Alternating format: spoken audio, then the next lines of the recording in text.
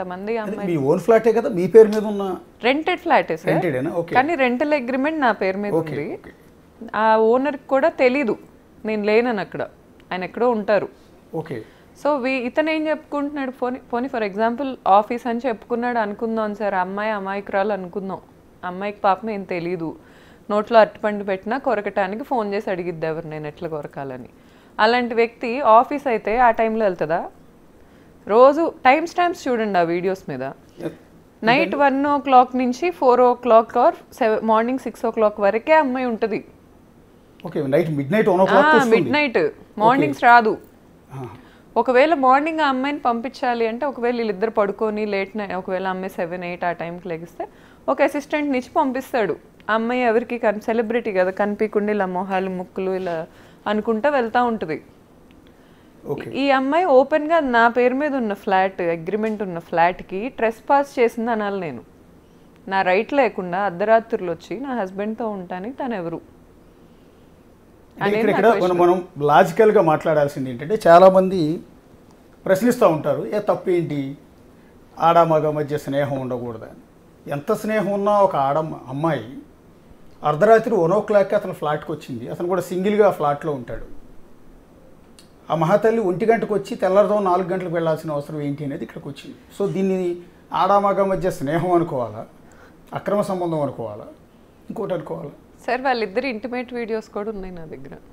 కానీ నేను ఒక సంస్కారవంతమైన కుటుంబం నుంచి వచ్చాను, ఒక ఆడపిల్ల పెట్టడం నాకు ఇష్టం లేదు. ఇప్పుడు దాకా ఇవి కూడా నా దగ్గర లేవన్నారు సార్. ఇతనికి ఒక టీం ఉంది, ఈ యాంటీ హిందూ యాంటీ నేషనల్ టీంని పట్టుకుంటాడు ఇతను. వాళ్ళు ఏంటంటారంటే, నాకు మెసేజ్ల్లో లేకపోతే ఫేక్ యూట్యూబర్స్కి డబ్బులు ఇచ్చి ఏం మాట్లాడిస్తారంటే, నా దగ్గర ఎవిడెన్స్లు లేవంట. అతని తలకొరువు అతనే పెట్టుకుంటున్నట్టు నా దగ్గర ఉన్నాయి, నేను వదలట్లా. ఎందుకంటే అతని మీద ఒకప్పుడు ఉన్న ప్రేమ మీద రెస్పెక్ట్ అనుకోండి, లేకపోతే ఆ అమ్మాయి కూడా ఒక కుటుంబానికి చెందిన ఆడది కదా, ఎందుకు చేయటం అనే పాయింట్లో నేను వదలట్లా. కానీ వీళ్ళకి ఆగదు అది. అంటే ఆ వీడియోస్ మీ దగ్గర ఎట్లా అంటే, సార్ అది నా ఫ్లాట్ సార్, అక్కడ ఏమైనా చేసుకునే రైట్ నాకు ఉంది. నేను సీసీటీవీలు పెట్టుకుంటా, లేకపోతే నేను కెమెరాలు పెట్టుకుంటా. అంటే బెడ్రూమ్లో సీసీ కెమెరాలు పెట్టారా? I have full rights to put anything sir, I have full rights to put anything. మిమ్మల్ని దాన్ని ఏమంటారు, పై క్రాస్ చేయటం లేదు. నేను అనేది ఏంటంటే, మీ బెడ్రూమే కదా, ఖాళీ చేసేసిన తర్వాత కావాలని ఇతని మీద అనుమానంతో కెమెరాలు పెట్టించారా లేకుంటే? సార్ యాక్చువల్గా నన్ను అతను January 9th 12th నేను ఆ ఫ్లాట్లోంచి బయటకు వచ్చేసా. ఓకే.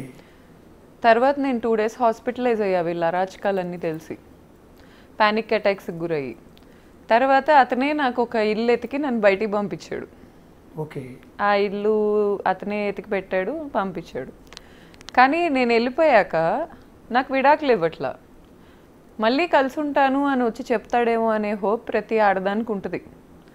సో అసలు అతను ఏం చేస్తున్నాడో తెలుసుకోవాలి కదండి సార్, అది బయట పెట్టే ఉద్దేశం కాదు. అట్లీస్ట్ అతను ఏం చేస్తున్నాడో తెలుసుకోవాలి కదా. ఇప్పుడు ఈ ఋతువు అనే అమ్మాయితో నన్ను మాట్లాడిచ్చాడు, నాకు ఒకరోజు ఏం చెప్పాడు, ఇలాంటి అమ్మాయిలందరితో నన్ను తిట్టిస్తా కొట్టిస్తా అని చెప్పాడు.